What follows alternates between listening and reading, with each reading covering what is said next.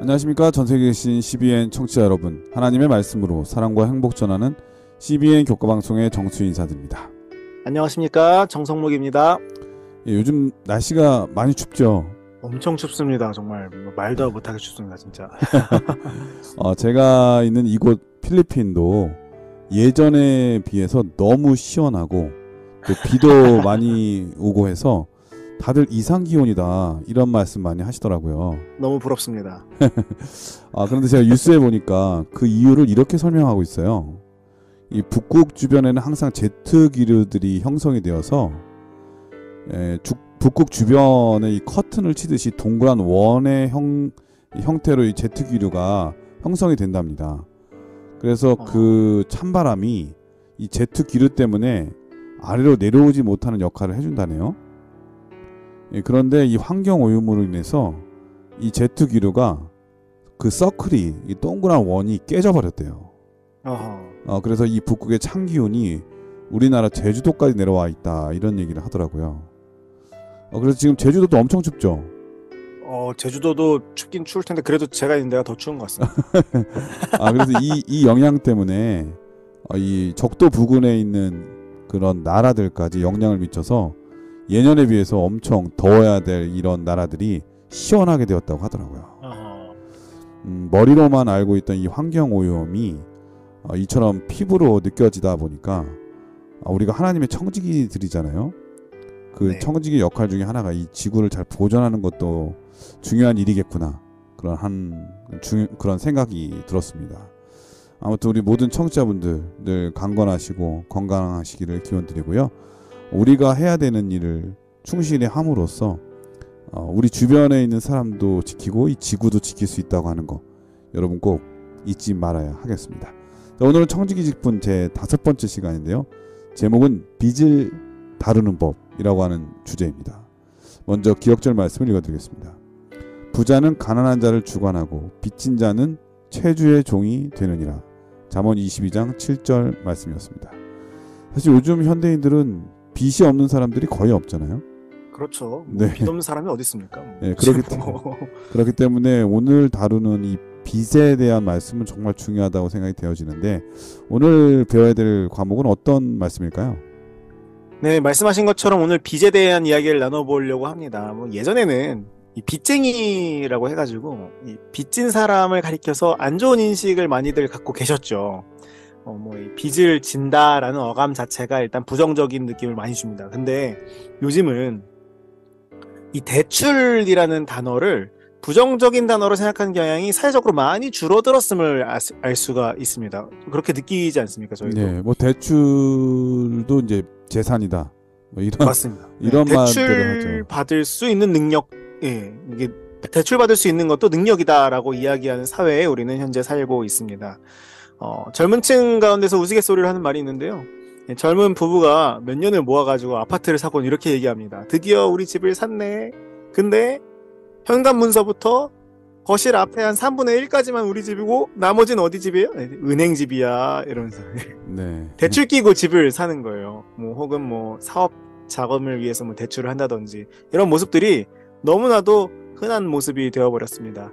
이런 사회적인 풍조 가운데 우리는 어떻게 이 빚을 바라봐야 하는지 교과를 통해 그리고 말씀을 통해 살펴보도록 하겠습니다. 네, 요즘 경제는 정말 어렵고 또 우크라이나와 이 러시아의 전쟁은 계속되고 있잖아요. 끝날 기미가 보이지 않고 지구 환경은 심각하게 훼손되어서 우리를 힘들게 하는 요소들이 너무나 많은데요. 무엇보다도 이 경제적으로 빚이 있으면 다른데 손이 잡히질 않잖아요. 게다가 요즘 젊은이들이 영끌이라고 해서 대다수가 빚을 내서 집을 산 분들이 너무나 많으신데요. 이것 때문에 결국 집을 포기하고 그로 인해서 낙심과 절망에서 헤어나오지 못하는 분들이 주변에 너무 많으신 것 같습니다. 우리를 너무나 힘들게 하는 이 빚, 이 빚에 대한 성경의 가르침은 무엇인지 우리 정성모 목사님과 함께 공부해 보도록 하겠습니다. 말씀이 앞서 참여 듣고 시작합니다. 여기는 말씀의 방송 CBN 코리아입니다.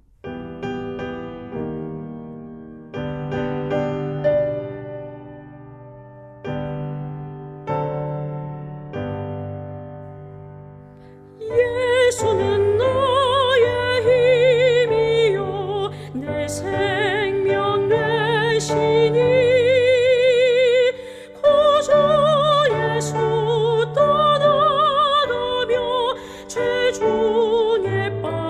쏟아지리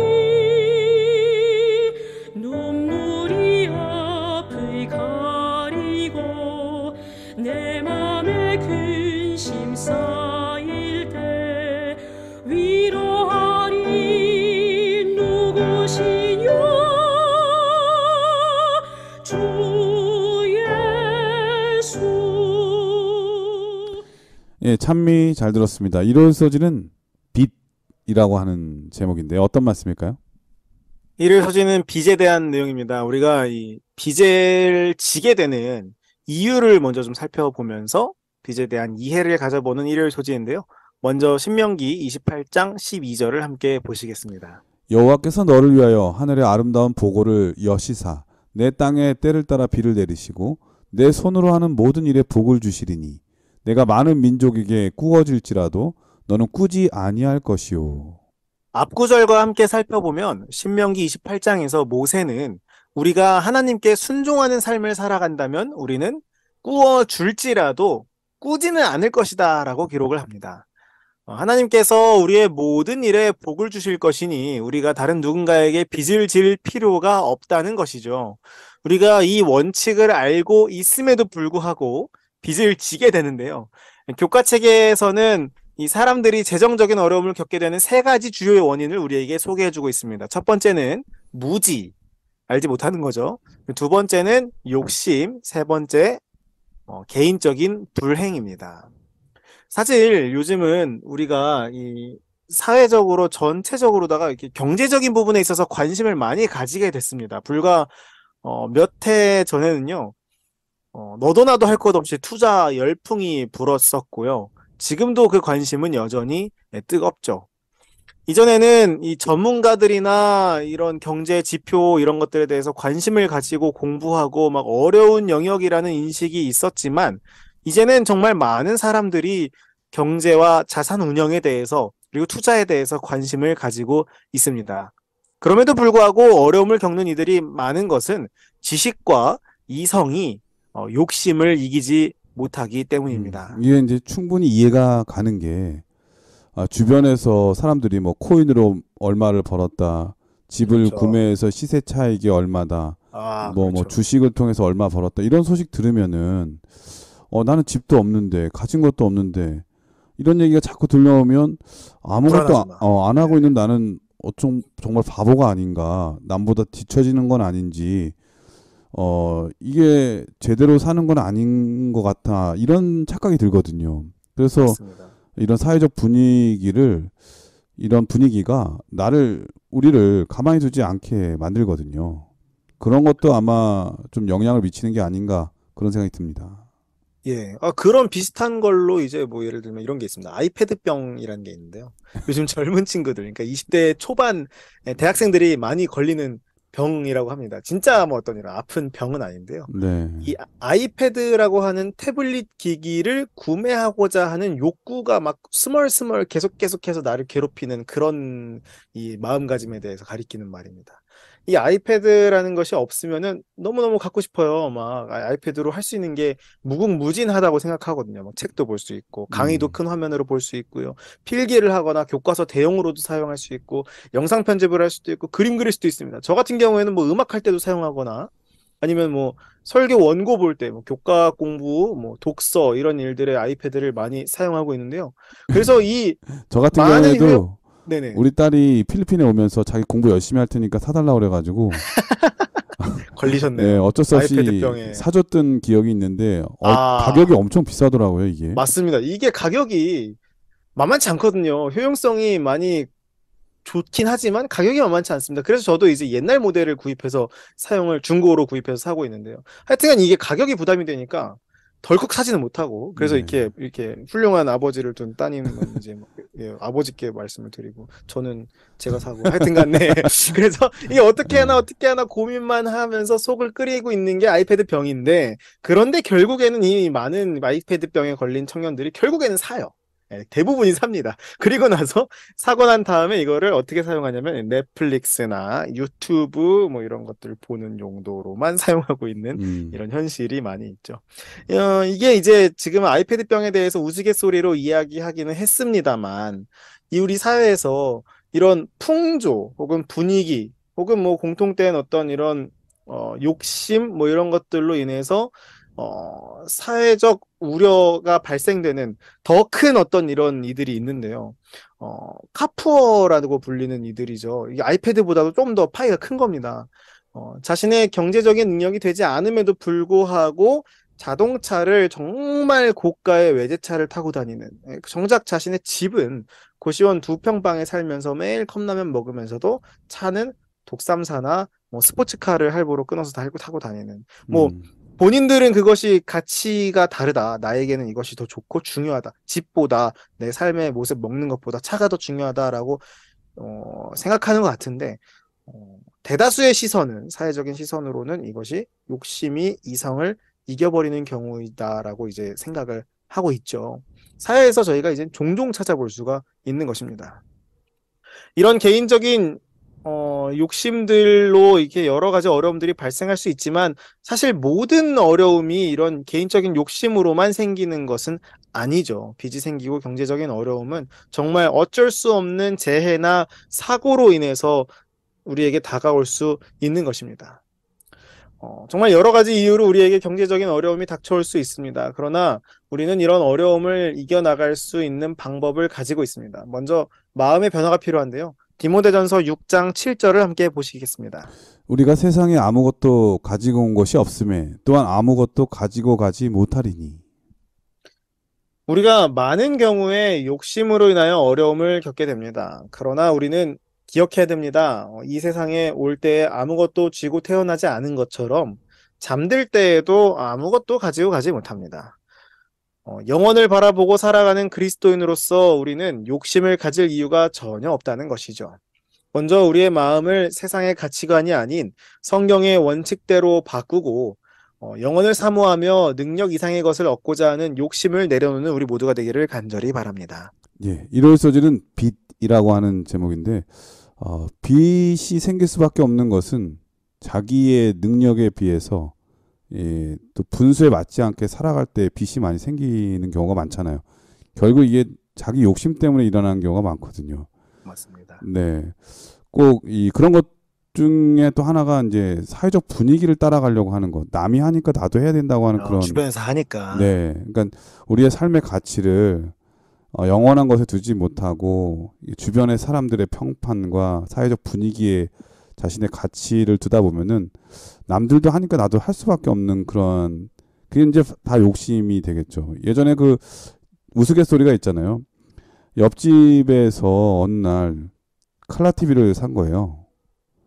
그러니까 자기는 칼라 TV를 사야 되는데 그런 능력이 안 되니까 천장에다가 옥상에다가 안테나만 단 거죠. TV가 있는 것처럼. TV가 있는 것처럼. 훔쳐오는 게 아니라 있는 것처럼. 있는 것처럼. 그런 이제 너무 이제 사회랑 비교를 하다 보니까. 그러니까 우리가 이제 빚이 생기는 것 중에 하나가 욕심이라고 말씀을 하셨는데 그 중에 하나가 자꾸 다른 사람과 비교하는 그런 물질의 가치를 두기 때문에 아닌가 그런 생각이 들고, 그것을 이겨내기 위해서는 우리의 가치를 그런 데에 두지 아니하고 영원한 곳에 두는, 지금 말씀하신 것처럼 세상에 우리가 아무것도 가지고 온 것이 없는데 마치 이 모든 것을 다 가지고 갈 사람처럼 물질에 너무 집착해서 사는 우리의 모습이 계속 유지된다면 우리는 어쩔 수 없이 빚에 허덕일 수밖에 없는 삶을 살 수밖에 없겠죠. 그래서 가장 중요한 것은 우리의 가치관을 바르게 설정하는 것, 이게 정말 중요한 문제가 아닌가 그런 생각이 듭니다. 월요일 소지는 하나님의 지도를 따름이라고 하는 제목인데요. 어떤 말씀일까요? 사실 우리는 누구나 경제적인 풍요를 원합니다.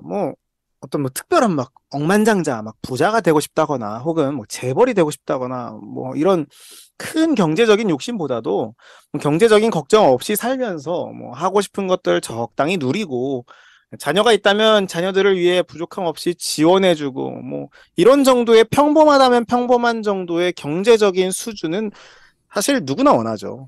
더 나아가서 요즘은 뭐 파이어족이라고 하는 단어도 생겨났는데요. 이 파이어족은 일찌감치 경제적인 자립에 성공해서 이 빠른 시기에 은퇴하는 사람들을 가리킵니다. 더 이상 생계를 위해서 경제 활동을 하지 않아도 되는 사람들을 가리키는 단어죠. 그러니까 젊었을 때 돈을 엄청 벌어가지고 그렇죠. 좀 이른 나이에 그 돈을 써가면서 그냥 여유 있게 살고자 하는 그렇죠, 그런 그렇죠. 거죠. 그냥 이렇게 경제적 자유를 이제 누리는 사람들, 이걸 이제 바라는, 그냥 요 정도 바란다는 거예요. 이렇게, 그게 사실 요 정도라기보다는, 네. 사실 이게 하여튼간 뭐, 남들이 하는 만큼 살아가고 싶은 우리의 그런 삶의 기준을 거기다 두기 때문에 그런 건데 그게 참 쉬운 일은 아니죠. 그렇죠. 사실, 근데, 이렇게, 제가 말씀드린 게 이렇게 막 엄청난 막 큰 부는 아니잖아요. 그냥 잘 살기 위해서, 뭐, 혹은 뭐, 그냥 좀 이렇게 경제적으로 조금 이렇게 여유 있게 살고 싶은 마음은 누구나 가질 수 있는 것이고, 또한 이렇게 부유해지기 위해서 열심히 일하고, 뭐, 경제적 자립을 위해 노력하는 것이 그 자체가 나쁜 것은 아니지 않습니까? 이게 뭐, 건전한 경제 활동을 나쁘다고 이야기할 수는 없겠죠. 그런데 문제는 어디서부터가 문제냐면은, 이런 물질적인 것들이 우리의 우상이 되어버리는 어떤 이런 덫에 빠져서는 안 된다라고 성경은 우리에게 분명히 가르치고 있습니다. 마태복음 6장 24절 함께 보시겠습니다. 한 사람이 두 주인을 섬기지 못할 것이니 혹 이를 미워하고 저를 사랑하거나 혹 이를 중히 여기고 저를 경히 여김이라. 너희가 하나님과 재물을 겸하여 섬기지 못하느니라. 두 주인을 섬기지 못할 것이라고 이야기합니다. 생계를 이어가기 위하여 성실하게 경제활동을 하는 것이 문제가 되는 것이 아니라 그것을 넘어선 욕심으로 이 물질적인 것이 나의 우상이 될 때에 그것은 분명한 문제라는 것을 성경이 이야기하고 있는 것입니다. 열심히 일하는 것이 문제가 아니라는 거예요. 거듭 말씀드립니다. 열심히 일하는 건 문제가 안 되는데요. 그것에 대한 욕심과 집착이 생기게 될 때에 문제가 되는 것이죠. 그런 위험성에 대해서 하나님께서 아시고 만드신 것이 무엇입니까? 하나님께 의지하는 방법을 알게 하시는 헌금 제도입니다. 우리가 11조와 헌물을 드림으로써 하나님께 더욱 의지하게 되고 물질적인 욕심을 내려놓고 하나님의 인도하심대로 살아가는 그리스도인이 되어가는 것입니다. 열심히 일하는 것은 문제가 없습니다. 그러나 두 주인을 섬기지는 못한다는 사실을 기억해야 합니다. 우리는 그리스도인으로서 이 성경절을 마음속에 새겨 놓아야겠죠. 요한일서 2장 15절입니다. 이 세상이나 세상에 있는 것들을 사랑하지 말라. 누구든지 세상을 사랑하면 아버지의 사랑이 그 안에 있지 아니하니. 세상에 있는 것들을 사랑해서는 안 됩니다. 열심히 일하는 것, 돈을 열심히 버는 것은 문제가 되지 않습니다. 그러나 돈을 사랑하는 것은 다릅니다. 우리 마음 가운데 오직 하나님 아버지를 향한 사랑만이 가득하기를 간절히 바랍니다. 이 어려서지는 하나님의 지도를 따름이라고 하는 제목인데요. 우리가 열심히 일하고 그만큼 물질적 풍요를 누리는 것, 그리고 많이 가지면 그만큼 이웃들에게 봉사할 수도 있고 또 좋은 일도 많이 할 수 있거든요. 그렇기 때문에 많이 가지는 것은 나쁜 것은 아니죠. 하지만 그렇죠. 자신의 삶의 이유가 다른 사람을 과시하기 위해서, 또 그게 힘이라고 생각해서 다른 사람을 좀 힘있게 능력 있게 권력을 행사하기 위해서 돈을 벌려고 하는 그런 일들은 오히려 그게 우상이 된다고 하는 그런 말씀이잖아요. 중요한 것은 그것을 다스릴 수 있는 자제력, 그런 이 절제, 이게 정말 중요하다는 생각이 듭니다. 그러려면은 이 물질의 주인, 그러니까 속박되는 존재가 아니라 그걸 다스릴 수 있는 주인이 돼야 되는데, 그러려면은 하나님의 존재를 인식해야 되거든요. 성경에 보면은 부자가 나오잖아요. 열심히 돈을 벌었는데 네. 막 창고에다 곡식을 엄청 싸놓고 이제는 걱정이 없어. 그렇게 생각했는데 오늘 그 목숨을 하나님께서 가져가면 그것이 누구것이 되겠느냐고 오늘 성경 말씀은 가르쳐주고 있잖아요. 그러므로 이 물질의 노예로 사는 게 아니라 이것을 주의 청지기로서 올바르게 또 선한 일에 사용할 줄 아는 그러한 사람, 이 물질을 다스릴 줄 아는 그런 사람이 되라고 오늘 말씀을 해주시는 것 같습니다. 화요일 소지는 빚에서 벗어나는 법이라고 하는 제목인데 어떤 말씀일까요? 화요일 소지에서는 빚에서 벗어나는 방법을 우리에게 제시해주고 있는데요. 1단계는 빚을 더 이상 지지 않겠다는 선언을 하는 거고, 2단계는 하나님과 약속함으로 재정적인 빚을 빨리 갚아나가는 것이고, 세 번째는 3단계는요, 작은 것부터 큰 빚에 대한 목록을 만들고 차례대로 상환해 나가는 것입니다. 이게 이제 교과에서 우리에게 제시해주고 있는 방법인데요. 사실 저는 오늘 이런 구체적인 빚을 상환하는 방법에 대해서 주목하기보다는 교과에서 전제하고 있는 조건에 대해서 더 주목을 해보고 싶습니다. 교과는요, 빚 청산 절차를 시작하기 위한 전제 조건으로 무엇을 이야기하고 있냐면 하나님께 구별된 11조를 드리는 것을 이야기합니다. 11조를 드림으로써 하나님의 지혜와 축복을 경험하고 그것을 통해 빚을 청산할 수 있다는 것인데요. 정말 큰 믿음을 요구하는 전제 조건이 아닐 수가 없습니다. 빚이 있다는 것 자체만으로도 사실은 우리에게 부담을 많이 주죠. 월급이 들어온다고 해도 이 빚이 다 막 없어지는 것도 아니고 차근차근 사실은 이렇게 할부로 갚아 나가야 되는데 이자도 갚아야 되고 생활비도 들어가야 되고 고정 지출도 있고 근데 여기서 막 이제 11조도 떼가지고 드린다는 것은 정말 이 보통 믿음이 필요한 일이 아닙니다. 그럼에도 불구하고 교과는 어떻게 이야기합니까? 11조를 구별해서 드리는 것으로 빚을 갚기 시작해야 한다는 것입니다. 이게 시작이라는 거예요. 교과 70페이지 교훈에는 이렇게 기록하고 있습니다. 빚을 지고 있다면 하나님의 것을 충실히 구별하여 드리기로 서약한 후에 실제적인 방법들을 통해 가지고 있는 빚들을 해결해 가야 한다. 예, 실제적인 방법도 중요하지만 그것이 진행되기 이전에 우리는 그리스도인으로서 하나님의 것을 구별하며 하나님의 축복에 의지하는 서약을 해야 한다는 것입니다. 우리에게는 분명히 실제적인 빚 청산 방법이 필요합니다. 재정 관리에 대한 교육이 될 수도 있고요. 더 이상 빚을 지지 않겠다는 결심이 필요할 수도 있고요. 상환 순서를 정하고 차근차근 상환해 나가는 과정도 필요합니다. 그런데 이런 모든 방법들 이전에 먼저 선행되어야 할 것은 바로 하나님께 우리의 문제를 맡기고 우리의 의무를 다하며 하나님의 축복을 구하는 서약을 하는 것입니다. 세상적으로 볼 때는 조금 이해가 어려울 수 있습니다. 빚이 있는데 헌금을 내야 한다고? 이게 좀 이상하게 보일 수가 있습니다. 그러나 우리는 하나님의 지혜와 축복을 구하는 하나님의 자녀들입니다. 그리고 하나님께서는 우리에게 실제적인 헌신과 신뢰 그리고 믿음을 원하시죠. 우리가 믿음으로 주님 앞에 나아갈 때 우리에게 가장 좋은 것으로 베푸실 것을 믿고 확신합니다. 하나님의 올바른 청지기로서 주인의 뜻대로 주인의 것을 사용하기로 결심하는 우리 모두가 되기를 간절히 바랍니다. 예, 화요소지는 빚에서 벗어나는 법이라고 하는 제목인데요. 일단 빚이 있으면 빨리 벗어나는 게 좋죠. 하지만 그게 쉽지가 않다는 거.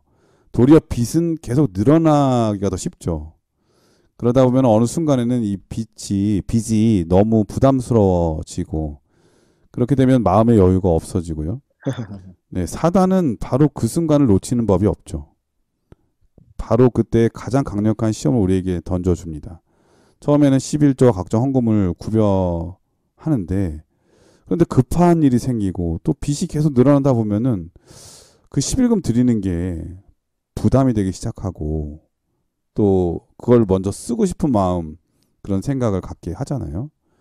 그러다 보면은 어쩔 수 없이 이제 한 번 갖다 쓰다 보면은 그 다음에 두 번, 그 다음에는 11조를 드릴 수 있는 여유가 없어지죠. 그래서 속으로 생각하는 겁니다. 나중에 여유가 생기면 하나님께 다 마저 드려야지. 하지만 그런 마음으로 갖다 쓰지만은 형편이 더 나아지는 기미가 보이긴 어렵잖아요.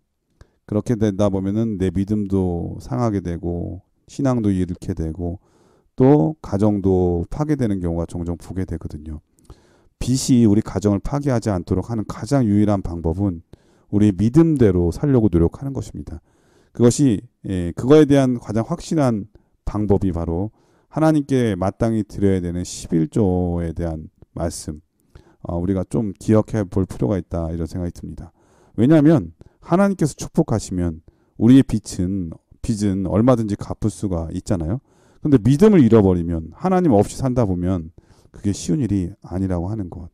하나님 없이 해결하려고 하는 나 혼자 해결하려고 하는 그런 조바심 다 떨쳐버리고요. 더욱 어렵고 힘들 때일수록 믿음으로 사는 우리 모두가 되어야 하겠습니다. 그럼 여기서 찬미 한 곡 들으신 다음에 계속해서 수요일 목요일 소지를 공부하도록 하겠습니다. 여기는 말씀의 방송 CBN 코리아입니다.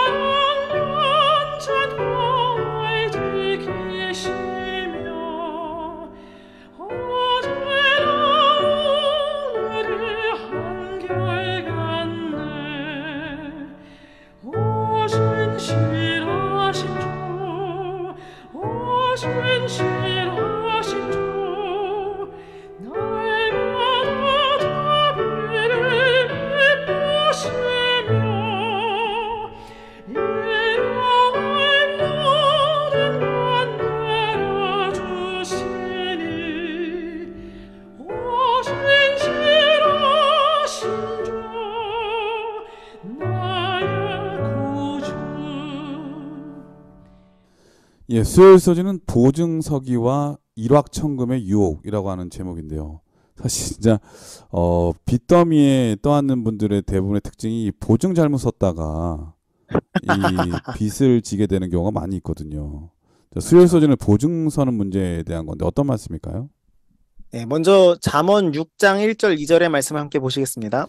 내 아들아, 내가 만일 이웃을 위하여 담보하며 타인을 위하여 보증하였으면 내 입의 말로 내가 얽혔으며 내 입의 말로 인하여 잡히게 되었느니라. 네, 성경에는 이제 이 보증에 대해서 분명하게 이야기를 합니다. 보증은 서지 말아라. 네, 보증이라는 것이 이제 신용 등급이 좋지 않은 사람이 대출을 받으려고 할 때 등장하는 것이죠. 다른 신용이 좋은 누군가가 보증을 서주면 이 대출이 되는 거예요.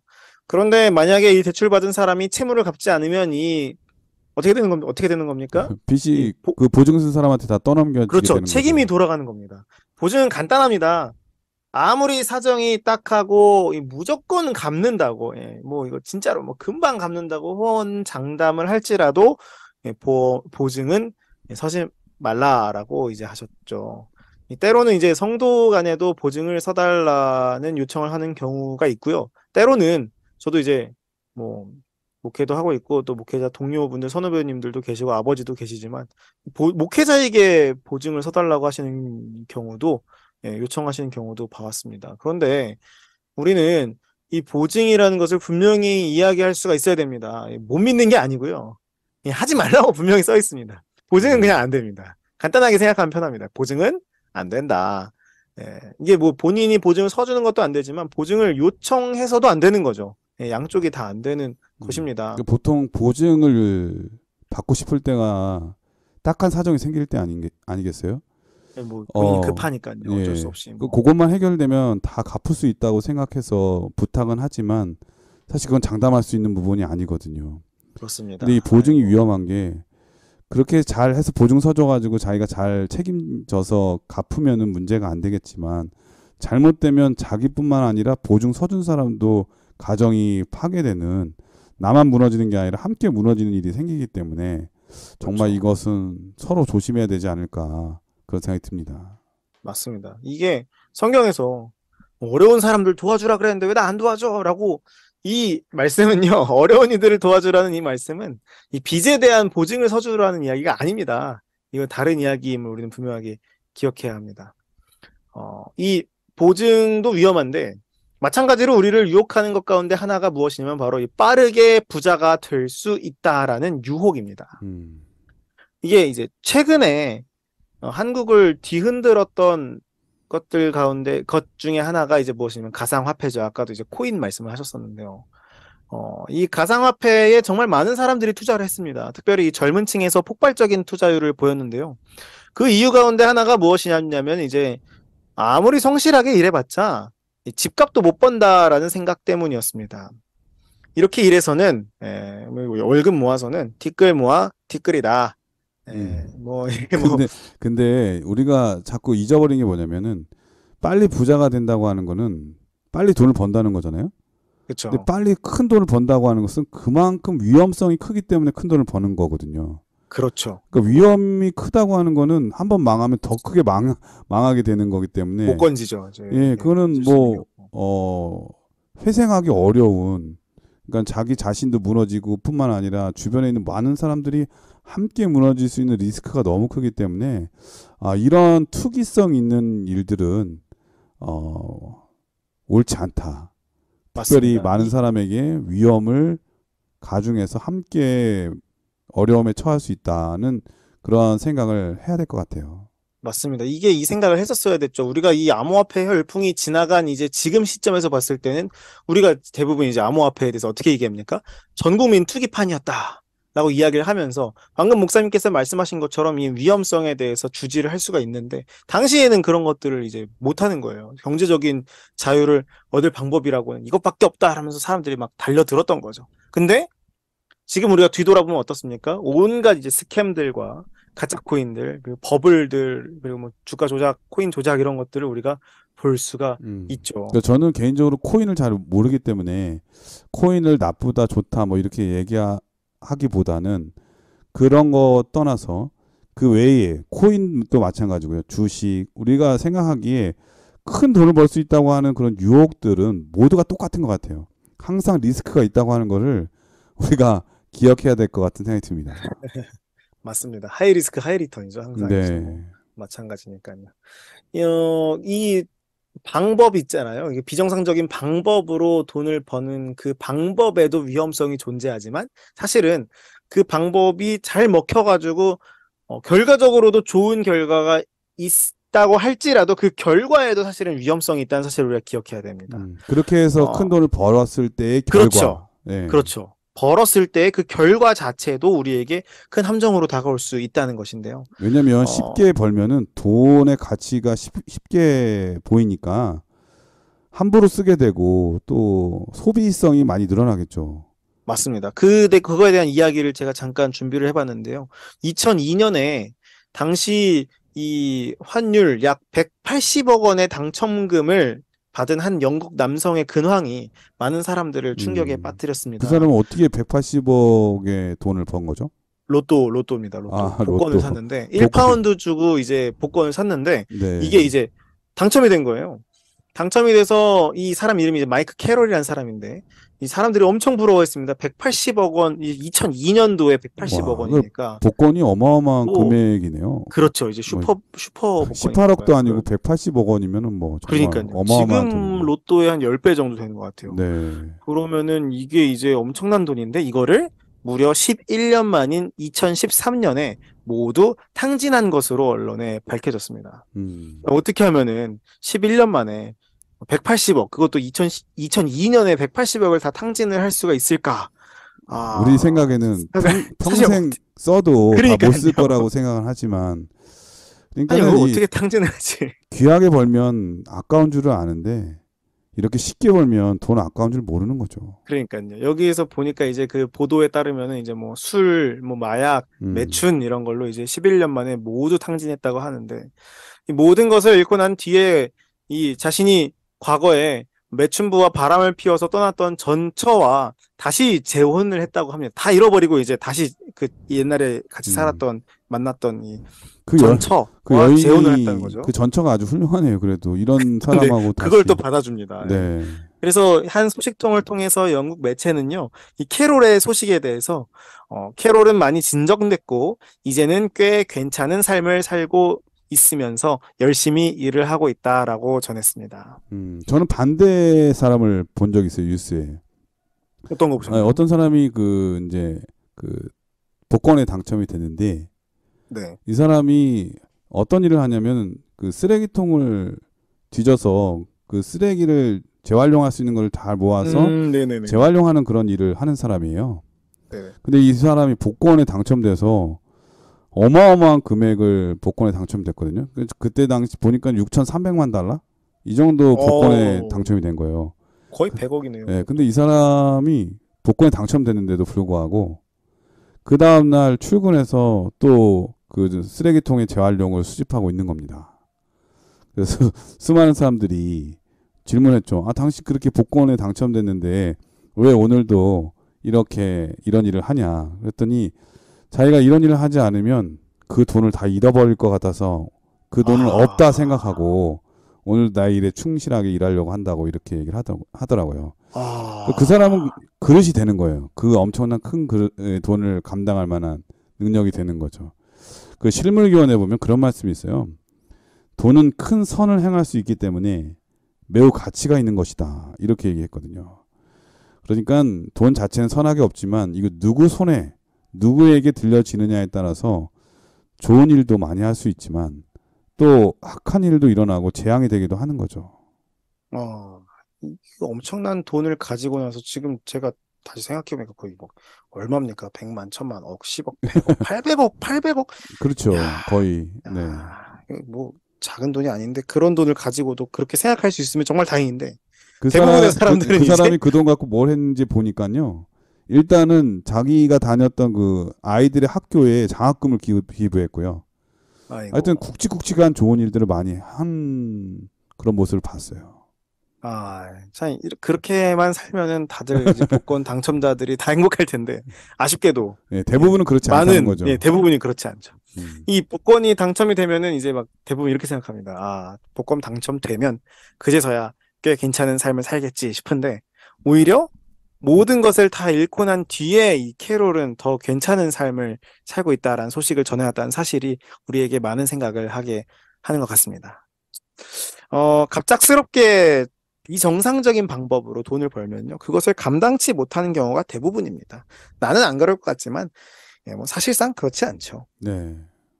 그리고 네, 의상하는 경우가 많아요. 왜냐면은 돈을 가지고 있다는 소식 들으니까는 많은 분들이 소문이 또 들리면 막, 잘 어, 나는 데도 많고 막, 그쵸. 이거 그런데 얼마나, 그걸 다 해줄 수 있는 상황이 아닐 수도 있잖아요. 그러다 보면은 그렇죠. 뭐 의도 상하고 하여튼 돈 때문에 가정이 무너지고 또 친구 관계나 아주 친했던 관계가 깨지는 경우가 정말 많죠.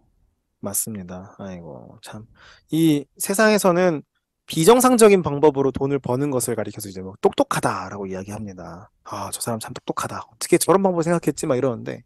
그리고 보증서 주는 일에 대해서도 뭐라고 얘기냐면, 의리 있다라고 이야기를 하죠. 네.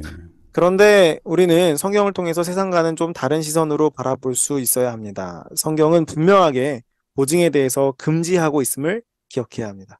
그리고 비정상적으로 돈을 버는 방법 역시 우리는 피해야 합니다.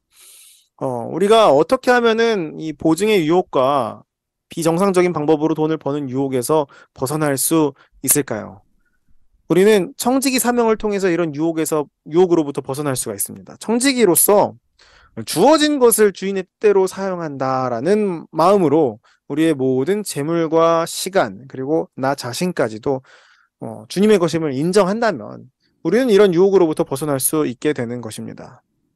세상의 모든 유혹으로부터 우리의 마음을 지키는 모든 믿음의 형제 자매 되기를 간절히 바랍니다. 네, 수요일 서지는 보증서기와 일확천금의 유혹이라고 하는 제목이었는데요. 이 보증이라고 하는 것은 다른 사람을 대신 책임져 주겠다고 하는 그러한 거잖아요. 그러니까 그렇죠. 내가 그럴 만한 능력이 있다면 보증 서도 되죠. 예를 들면 성경에도 그런 예들이 있잖아요. 그걸 기업 물을 자라고 돼 있고 네네. 고엘이라고 돼 있거든요. 그러니까 상대방이 채무에 어려움이 있을 때 내가 그럴 능력이 있으면 보증 서준다고 하는 거는 그 사람한테 돈을 받고자 하는 게 아니라 그 사람을 책임져 주겠다고 하는 마음으로 해야 되거든요. 근데 우리 세상에 있는 보증 서는 것은 대부분 그런 게 아니잖아요. 그 정도 금액이 아니죠. 네. 뭐 다른 사람에게 빚을 내가 다 갚아주려고 하는 그런 능력 때문에 보증 서는 경우가 거의 없거든요.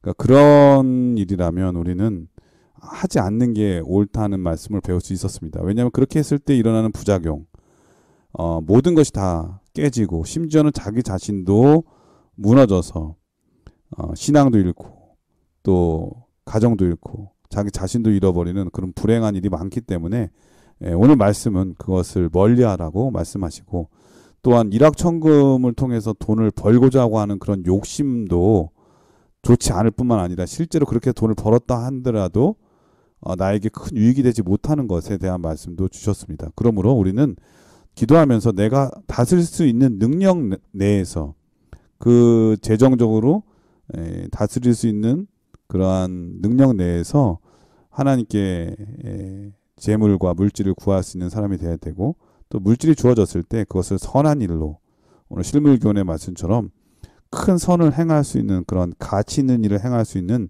그런 마음의 준비가 되어 있는 사람 그런 사람이 되어야 하겠다는 생각이 듭니다. 목요일 소지는 빚을 낼 때 주의할 점이라고 하는 말씀입니다. 어떤 말씀인가요? 목요일 소지에서는 그래도 정말 어쩔 수 없이 정말 그래도 빚을 낼 수밖에 없는 상황에 처했을 때는 그럼 어떻게 해야 되는가에 대해서 기록을 하고 있습니다. 성경에 보면은 하나님께서도 사실 이 빚이라는 것의 실제를 인정하고 계심을 우리가 살펴볼 수가 있는데요. 신명기 15장 2절 함께 보겠습니다. 면제의 규례는 이러하니라. 그의 이웃에게 꾸어준 모든 채주는 그것을 면제하고 그의 이웃에게나 그 형제에게 독촉하지 말지니 이는 여호와를 위하여 면제를 선포하였습니다.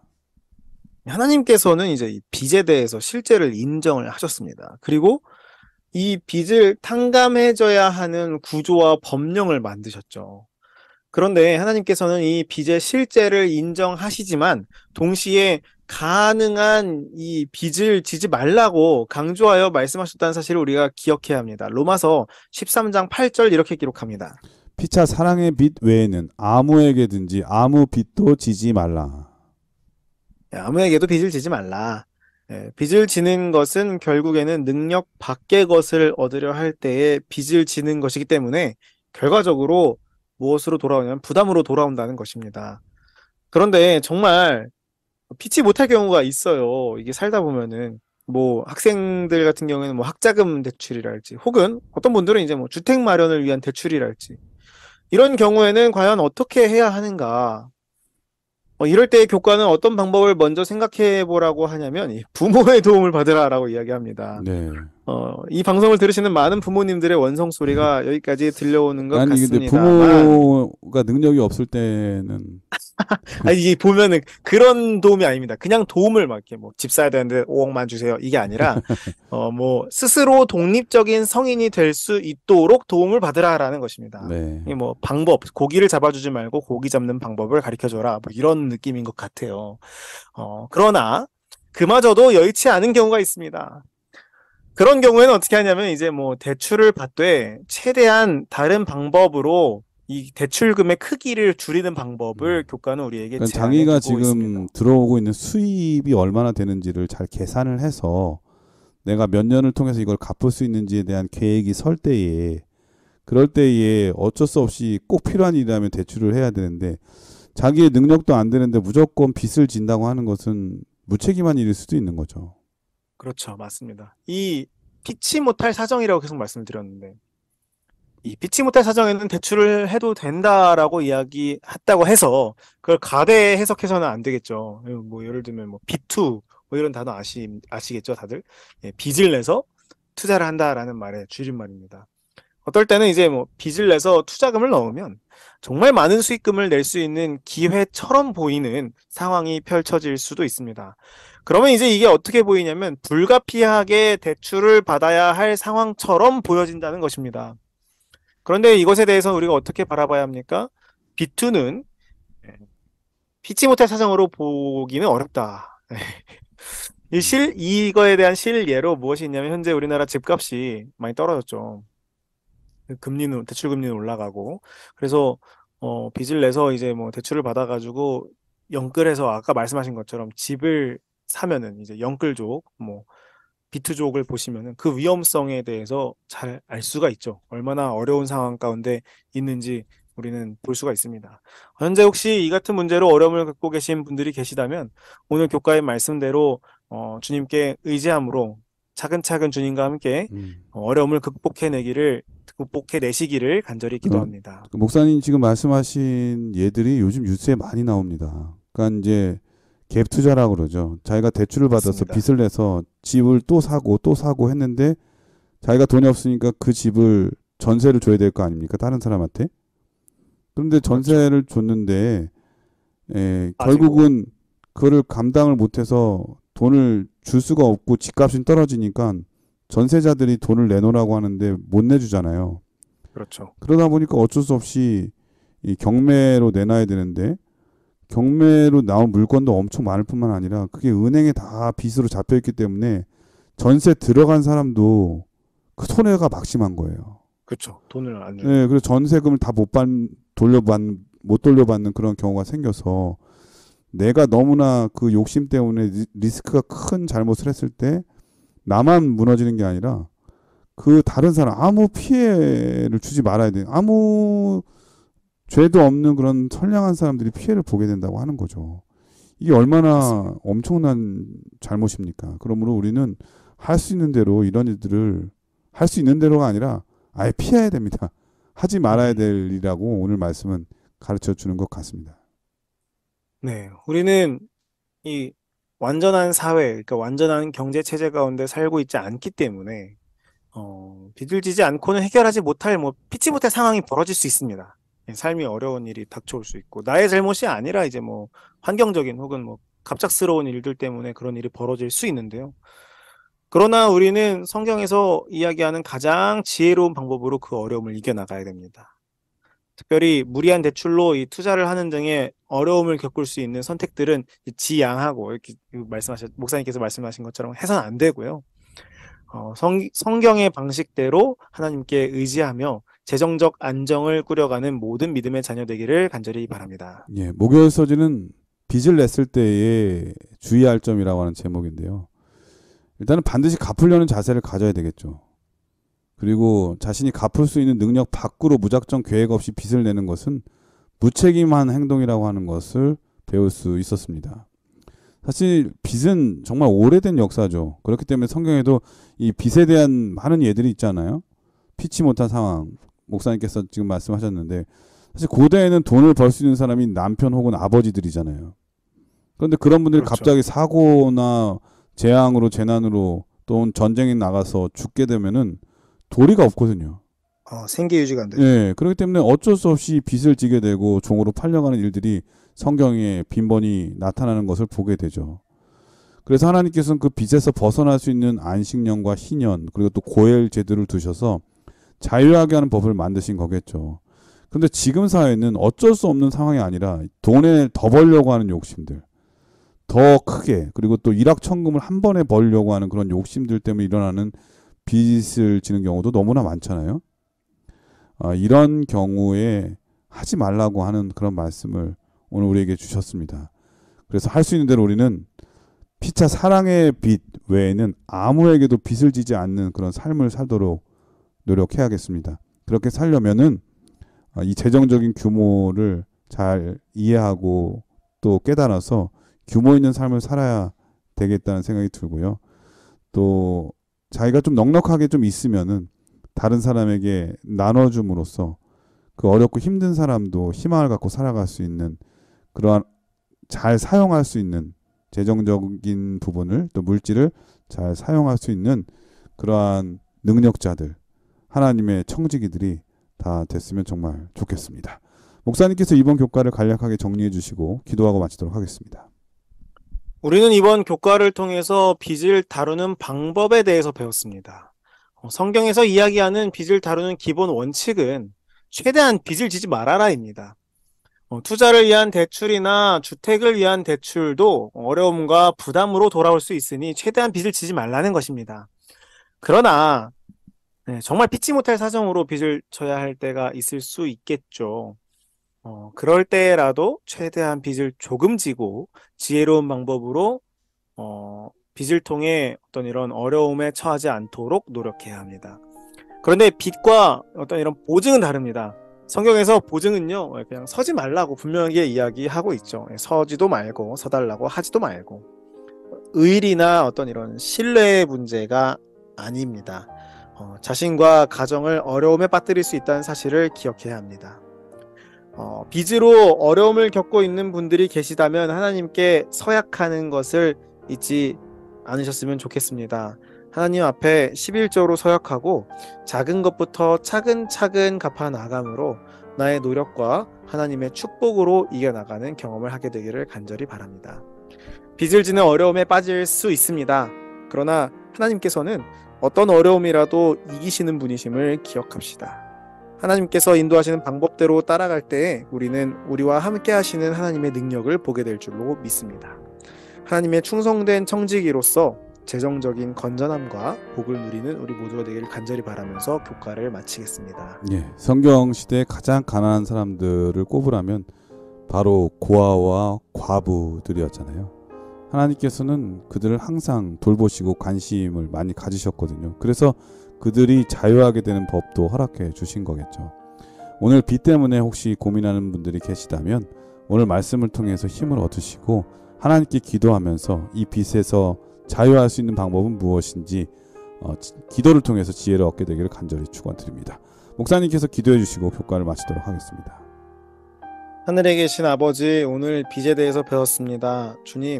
주님께서 축복하심으로 저희가 주님의 뜻대로 살아갈 수 있음에 감사합니다. 아멘. 주님의 청지기로서 살아가는 우리들이 과한 욕심이나 혹은 부를 선망하는 부를 요상으로 생각하는 그런 마음을 가지는 것이 아닌 오직 주님만이 우리 마음 가운데 가득하게 되기를 주님께서 인도하여 주시옵소서. 아멘. 주님, 언제나 우리와 함께 하실 것을 믿고 감사드리며 예수님 이름으로 간절히 기도드립니다.